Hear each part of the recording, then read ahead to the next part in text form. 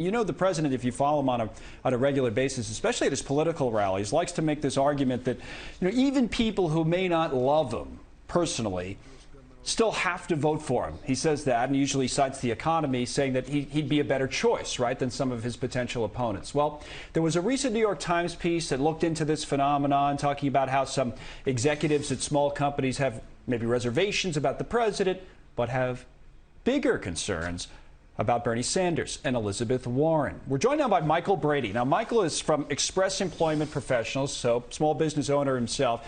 And I point out that article because Michael was quoted in it. And I don't know if you were listening to the president there at the beginning of his remarks. It wasn't the exact argument that I'm referencing, where he basically said, hey, you know what, you may not love me, but you have to vote for me. Now, you did that last time, but you voted for President Obama the time before that. So I'm curious of what goes into your thinking and what you're looking at as you get set for the 2020 election and try to pick who you're going to vote for next time. Well, for me, obviously, I'm looking at what's going to help my business, what's going to help me prosper, and some of the regulations from previous administrations made it really tough for small businesses. And with President Trump, he's very pro-business. Sometimes some of the ways he says things can make you cringe, but when it comes to operating a business, he makes it a little easier to be successful. So that is the biggest factor for you, and you'll vote for him for re-election, or you're not sure? No, I absolutely will. Okay. Because when I look at the Democratic field, quite frankly, it frightens me. When you look at some of the plans to free this or give this away, I understand where that money has to come from.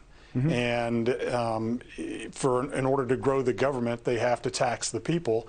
And that does not help small business grow, which in turn helps people find employment, which helps the economy together. And what makes this conversation interesting, or one of the things it does, is we're speaking to someone who did vote for a Democrat. As I pointed out coming into the segment, you voted for Barack Obama and then switched your vote to President Trump. I guess one of the things I'd wonder about, I referenced Bernie Sanders and Elizabeth Warren, is it just those candidates, those that are on, really far out on the left, and you'd be more open to a Joe Biden or a Pete Buttigieg or a Mayor Bloomberg, or is it Trump's better than any of these Democrats? What's your thinking?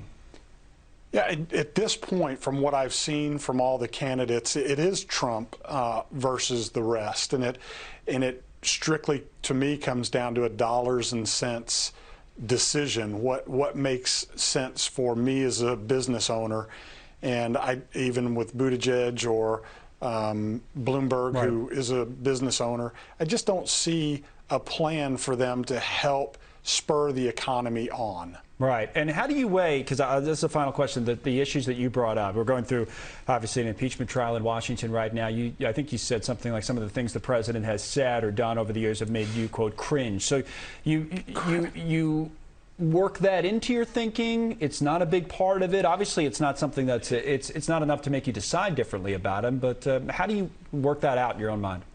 Yeah, Connell, it's not really, it doesn't play a big part in my decision. There's so much hate and vitriol that comes out of politics these days that most Americans have tuned it out. I understand some of the frustrations on the Democratic side. I understand some of the frustrations on the Republican side, but it really just hasn't come into play for me as a voter. I look strictly dollars and cents. What's going to help me and my family and my business? Voters like you, maybe whether they all think the same as you, we'll see, but it'll be voters like you who decide the election. That's why we wanted to have you on today, get your thinking. Very, very interesting. And thank you, Michael. Thanks for sharing that with us. We appreciate it.